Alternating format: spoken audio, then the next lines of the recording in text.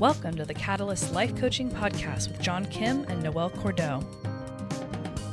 If you're inspired to begin your own life coaching practice or just want to learn a little bit more about what it's all about, visit JRNI.co. That's JRNI.co for more information. Your adventure awaits. Hey guys, welcome to another episode of the Catalyst Life Coaching Podcast. Today we're going to talk about everything you can do with a life coaching certification. And with me is one of my favorite people in the world, Noelle Cordeaux. Yay! One of your favorite people. It's a true story. That's awesome. I Yes. feel the same way about you. Oh, thank you. Yeah, just keep those videos coming where you climb on rocks. How many favorite people do you have? Like 10. Oh, okay. If you had like thousands, then the compliment wouldn't, hit as hard. Wouldn't land as hard. Yeah. Cool. So let's get into it. You know, a Yes. lot of people ask us, what can you do with a life coaching certification? What does it mean to be a life coach? How does it work? And I wish there was a black and white answer. So hopefully today we can give a well-rounded, multifaceted answer. Yes, absolutely. Indeed. So I thought it would be fun to start with our stories because our stories are so diverse, and you and I have both done a ton of different things in the life coaching arena.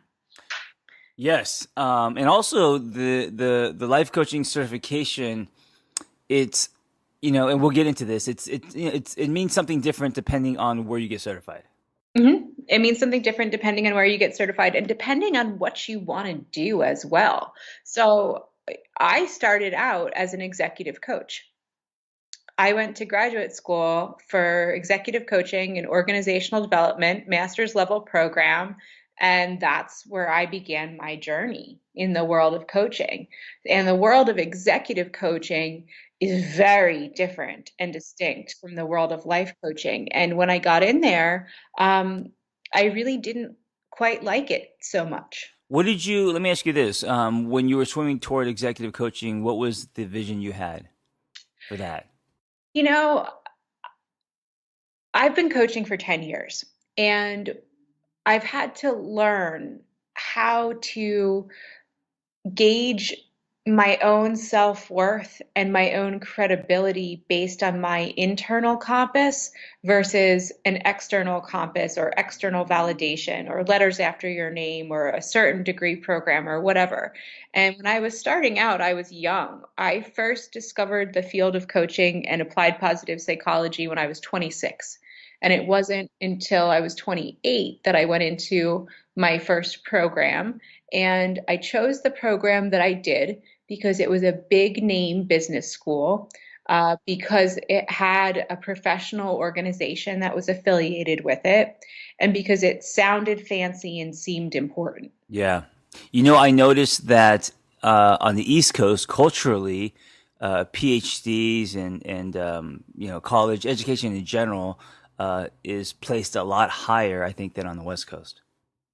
Yeah, I would absolutely agree. Yeah. And it's really, and it's also, based on the fabric of my family of origin too. Education was a very important in the story Right. of, that my family told about what you're supposed to do with your time. Sure. And so, when I was starting out, those things were super important to me. And in an emerging field like coaching, it's really hard to establish that level of professional credibility because at the time when I was doing it at age, 27, 28, 10 years ago,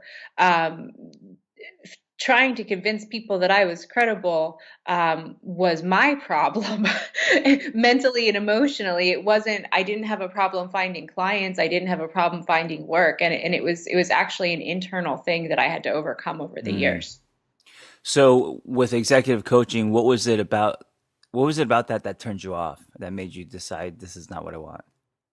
So, it was really, so coaching is really cool in that, the basic premise of coaching, whether you're an executive coach or an athletic coach or a life coach or a health coach or whatever is that you're helping somebody get from point A to point B to become a better version of themselves. So the premise is the same. And hypothetically speaking, anyone can coach anyone on anything. So there I was, 27, 28 years old, coaching folks who were twice my age, who were high level executives. And I was doing really well at it because I'm good at Socratic questioning. I'm very intuitive. I'm good at my job. It was listening to the stories of the people that I coached that made me feel really sad.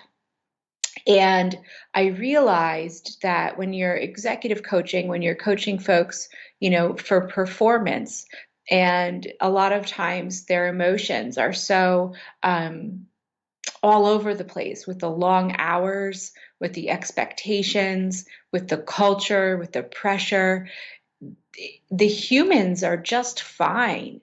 It's the institutional cultures that they're subject to that are the problem. And I just thought that it was a difficult space to work in because there was nothing that you could really do to help the humans as long as they insisted upon being subject to the institutions that were hurting them. Yeah, that's really interesting. I think for me, if I was helping someone just focusing on their performance, I would be able to see their human side and think that I'm also, in a way, maybe not helping them in a wellness sense. Right, You know? exactly. I remember really vividly, there was this one gentleman that I coached who was brilliant, brilliant guy. He traveled all the time. He woke up at 4:30 every morning so that he could exercise because he had that commitment to himself to be physically healthy. He put in 12-hour days. He was killing himself. He didn't have personal relationships. He didn't have a relationship with his wife. He didn't have a relationship with his children. And I asked him, "Why are you doing this?" And he said that it's because I've made a commitment to my kids to send them to certain schools and I need to follow through. Yeah. So it wasn't really for him. No, it wasn't for him. He was sacrificing for others, which is totally noble and legit and real. But that was really the tipping point for me, where I was like, if I'm going to do this, I don't want it to be about performance. I don't want it to be about money. I want to help people dig out of real life situations and transform their lives in really tangible ways. Yeah. Wow, it's really interesting. Now, Yeah. my story is completely different, and I guess that's what makes Noelle and I and our partnership very interesting. I started life coaching not by choice, just because I couldn't afford an office, and because I wanted to do things that were unconventional. So it was a way of me to run a practice that was honest to me, without having to, um, deal with the board, since I was a Hmm. therapist. So Yeah. so life coaching And for me was more of like a survival thing. But you did some really interesting things. So, talk about the early group coaching with the Tumblr blog.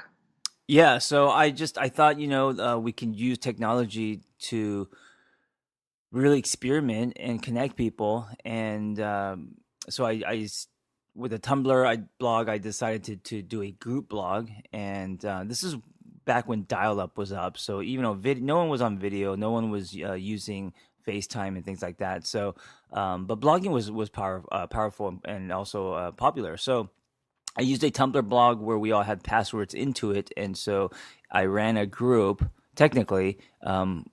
With words. So people Hmm. would comment and engage via words, and that was a safe space because it was secure and password protected.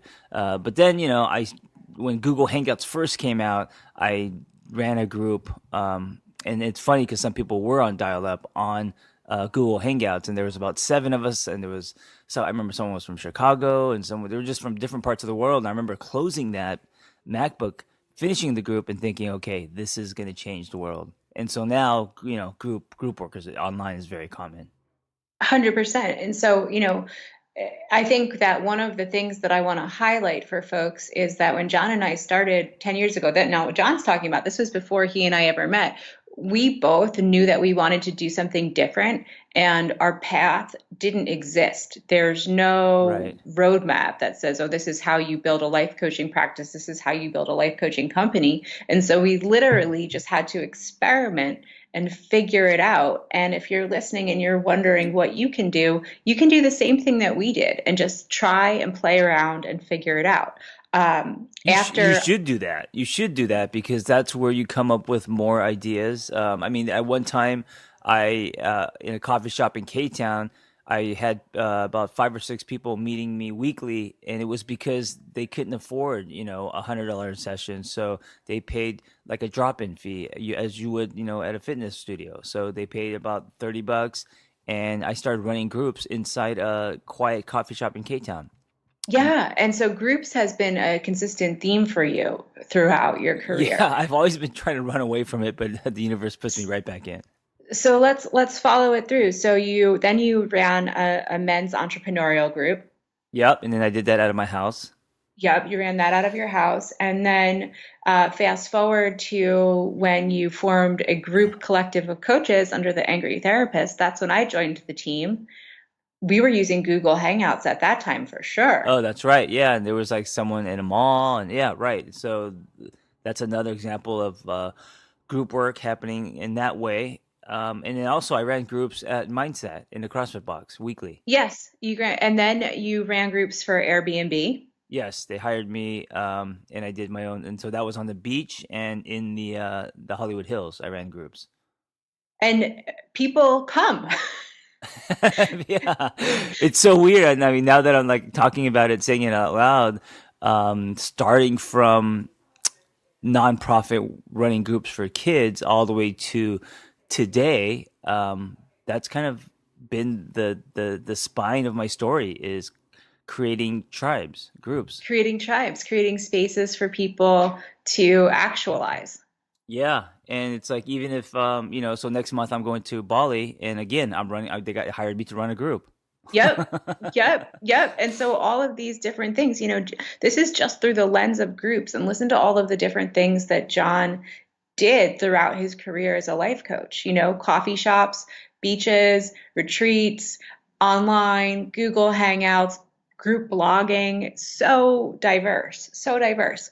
So when I, as I like to call it, jumped out of the matrix, I didn't know what to do or where to start. And so I went back to my story. At Mm. that point in my life, my marriage was falling apart. I was recovered from eating disorders, but I still was suffering from the remnants of a lack of confidence. And I knew that I needed to get out of my marriage. It was incredibly unhealthy. I knew that I needed to recover from eating disorders, and I knew that I needed to figure out how to make money and how to be an adult and how to live on my own and how to survive. And so what I did was I said, I'm going to teach other people how to do this. Mm. And I started pitching talks on confidence to anyone that would have me. And so I pulled together what I had learned in my initial coach training. I pulled together tenets of positive psychology, and I put together these little presentations on the science of happiness and the science of confidence.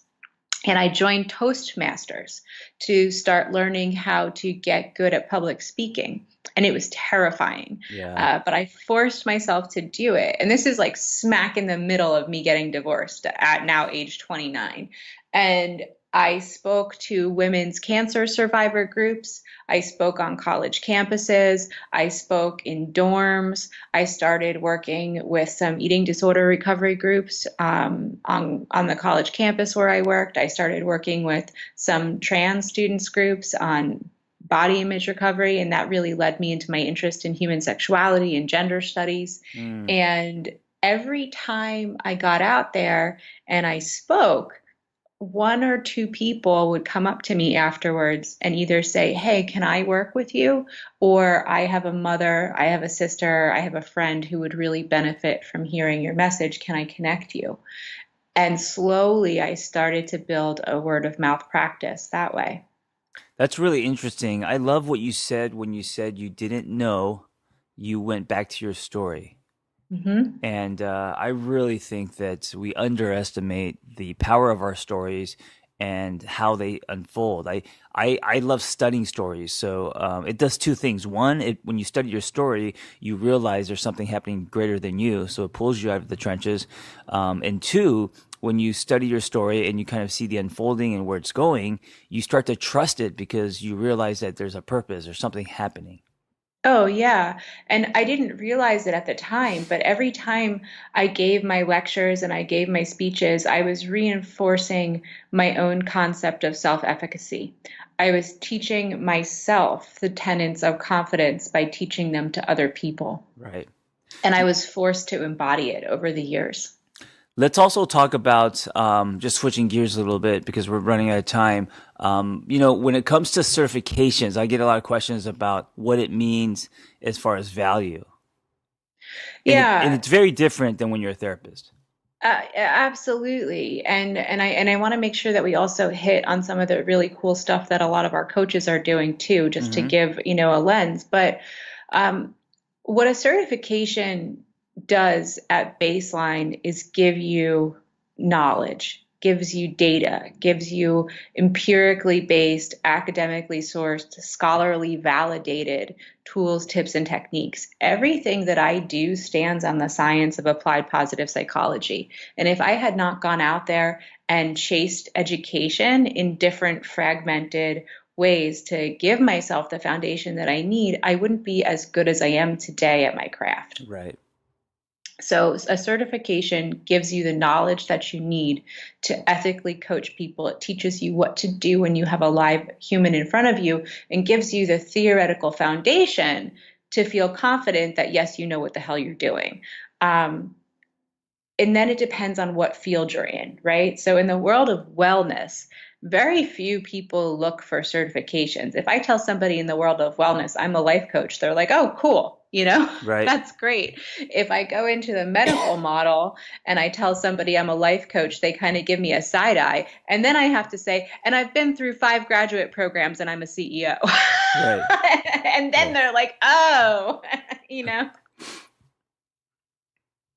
So it depends on who your audience is. Yeah, and they're like, the certifications are very common now. There's certifications in yoga, there's certifications in fitness and CrossFit. If you're helping someone, there's a certification for that. Yeah, 100%. And it feels good. It feels validating to have that little stamp under your belt to give you the confidence to say, I'm a certified coach. This is what I do. I've earned that letter. Um, so let's talk about what our certified coaches do. So number one, at JRNI, what we do, we train folks and we certify folks in graduate level evidence-based life coaching technique. We are an ICF accredited coach training program.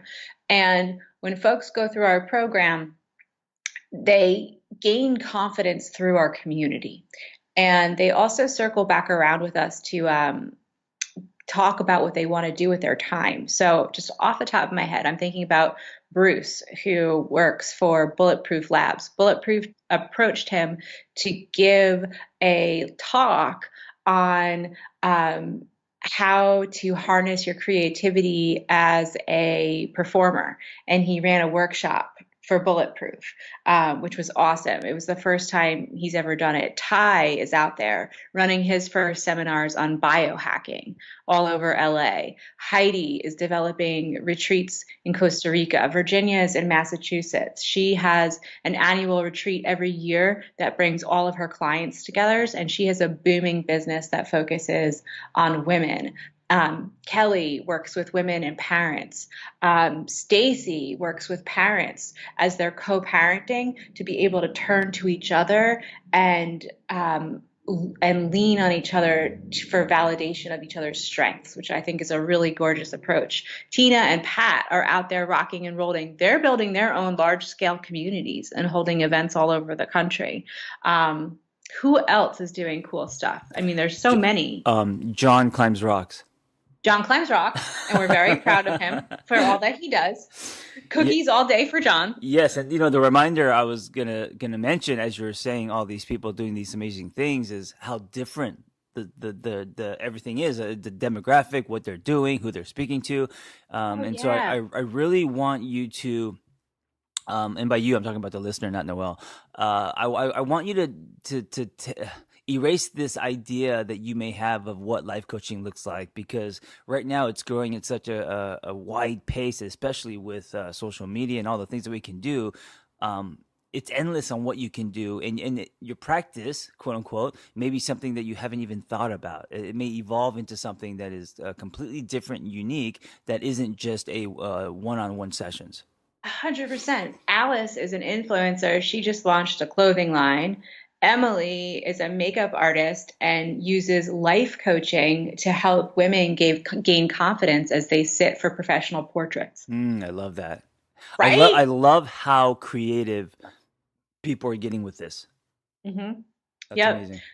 And it's all the combination of your story, your passion, your interest, and getting brave enough to speak up and put your voice out there into the world. Yes. So if you guys have an urge, a calling, a feeling to help people and do it in a way that is honest to you, and you want to be really creative about it, you can come get certified with us at JRNI. Absolutely. All right, guys, be well. Have a great one.